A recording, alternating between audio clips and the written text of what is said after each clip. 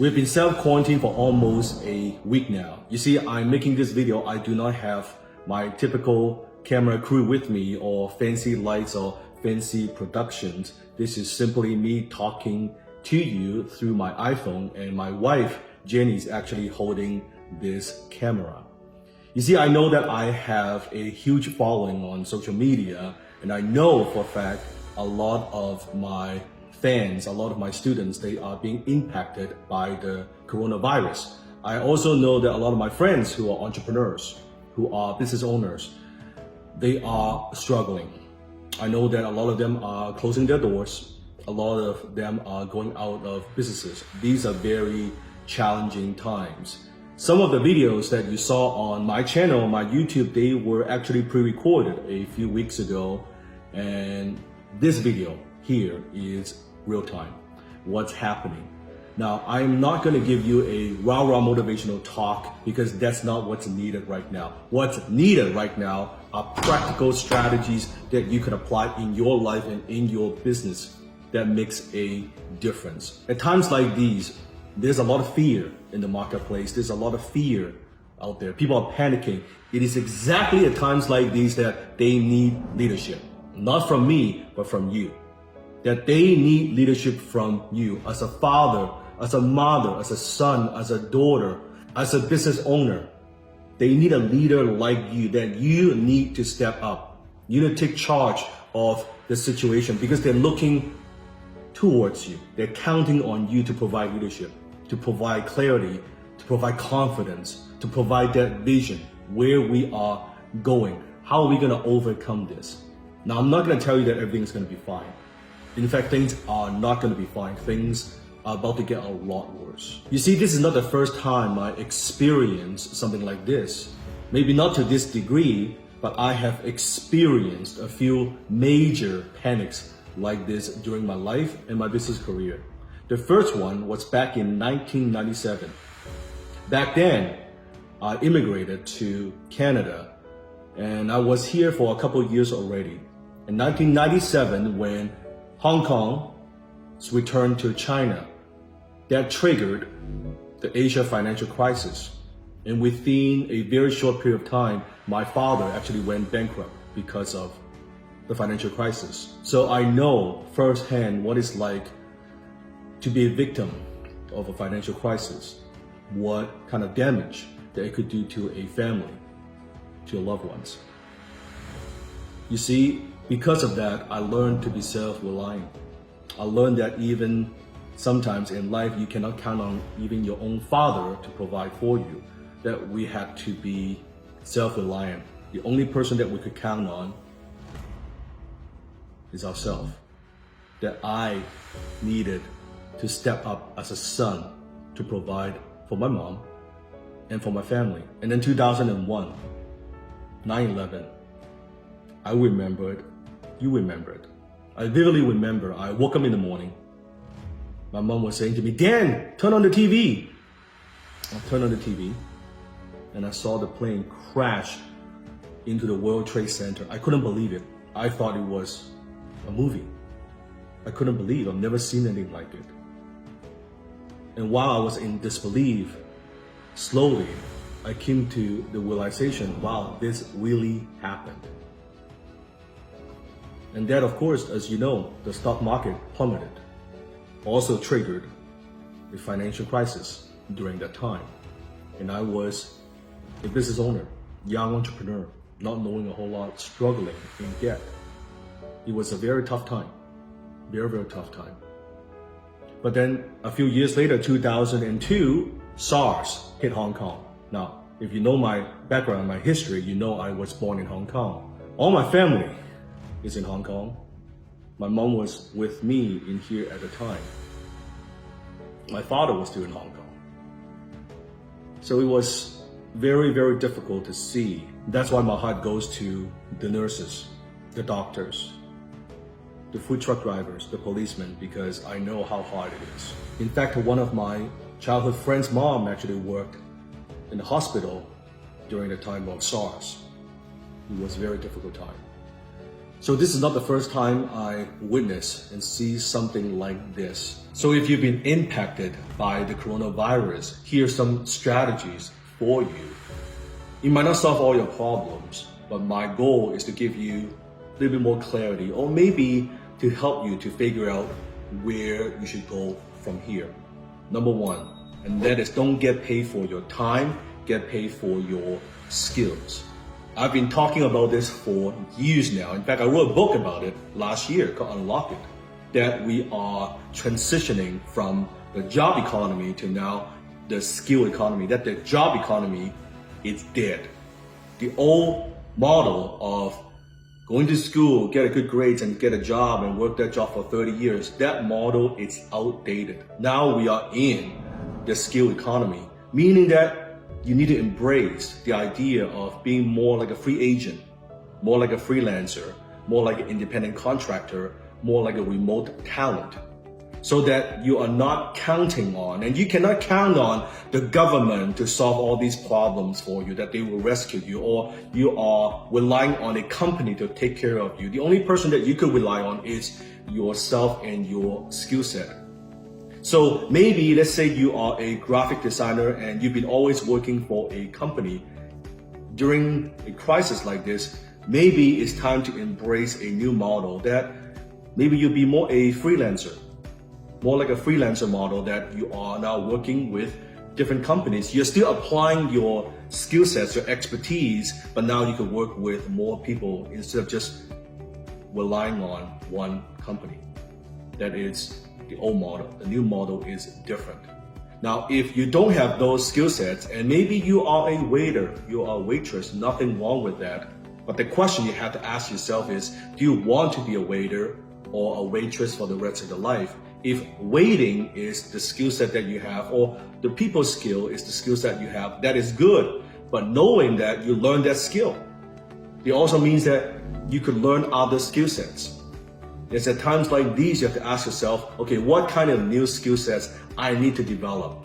That you're no longer just getting paid for your time just by being there, but actually your skill set. You see, in the job economy, you get paid for your time, but in skill economy, you get paid for results. What kind of results can you deliver? How can you deliver those results more efficiently, more effectively than most other people? Those are the key questions that you need to ask. Number two, double down on your learning. You see, most people during time of self-isolation, what do? They watch Netflix, they watch TV, they play video games. That's their choice.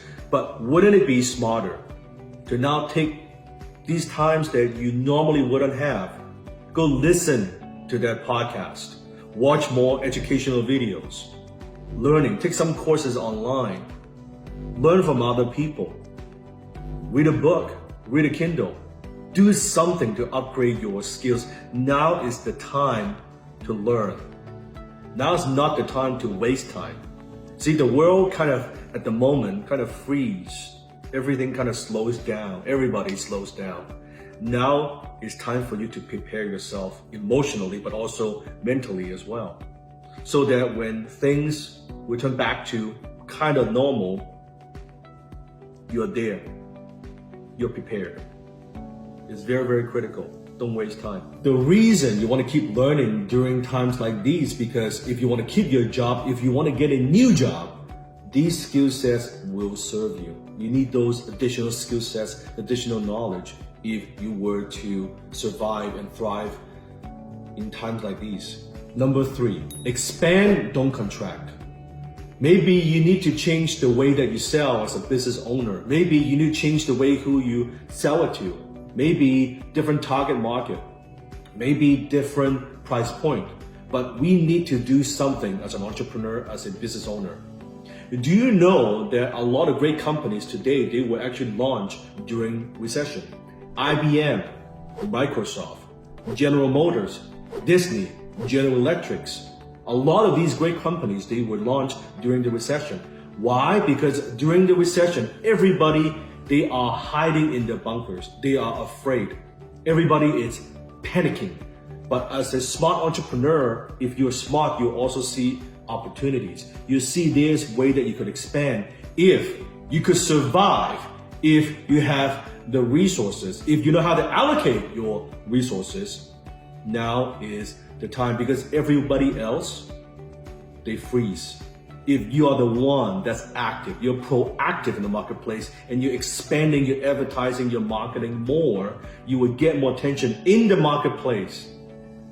And when this blows over, you would have dominated your industry.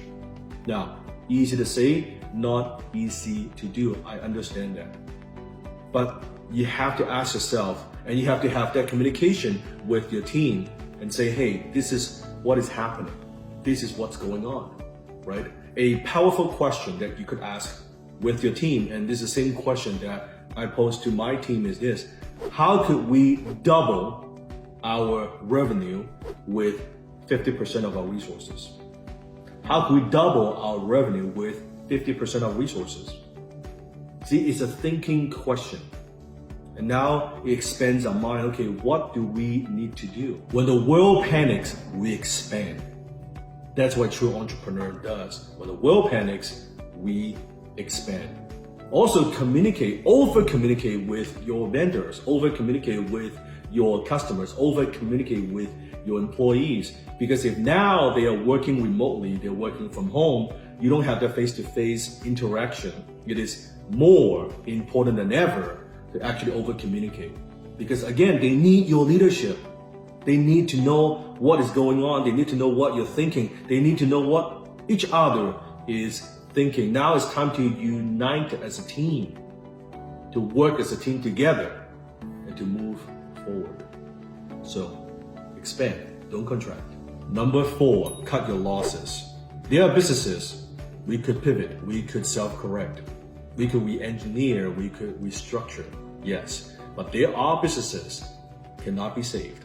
There are businesses that they were already slowly dying. The coronavirus, simply, it is an accelerator, accelerates the dying process.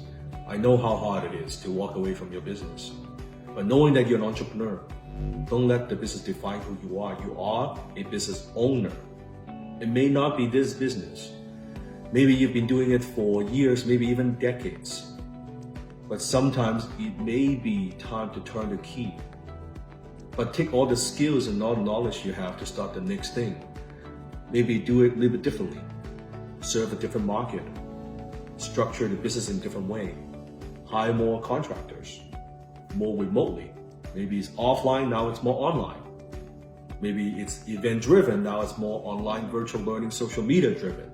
I don't know your business, but I know there are things that you could do. But sometimes we just hang on too long. We are so emotionally attached to the business. Now we're throwing good money against bad money. Now we're wasting good resources when we could have used that money for something else in the future. That would be my recommendation. Yes, the coronavirus will test your EQ. The coronavirus will test your resourcefulness. Now it's more important than ever to be cool, calm, and collected. Because if you're not cool, calm, and collected, how could you expect your team to be? Number 5, take some time to reflect. You see, when my father went bankrupt, I was kind of living in self-pity. I was asking the question, why does this happen to me? Why is this happening to me? What did I do? But that didn't get me anywhere. So I believe sometimes we need to shift the question. Yes, times are bad, but a better question to ask is, what can I learn from this? Because let's not lose perspective. At the moment, when we're so close to it, when we're experiencing it, of course it's very hard. But you take that out and you look at it from this global epidemic. 2 years, 3 years, 5 years, 10 years, 50 years, 100 years from now. As challenging as it is, let's not lose perspective. What can we learn from this? How could you ensure that if something like this happens in the future, that you could protect your family, ensure their safety, but also ensure their financial well-being? What could we do to prevent this from ever happening, right? What could we do as a group, as a team, as a company, as a family? What could we do to move forward? what could we learn from each other? Although the social distancing is it sucks. But I bet afterwards, people will be more united. People now will cherish those times when we have with each other. Human beings, sometimes we are very, very interesting. It's at times like this we learn. It's at times like this, if you want to reflect. So, stay safe, stay strong, and stay healthy.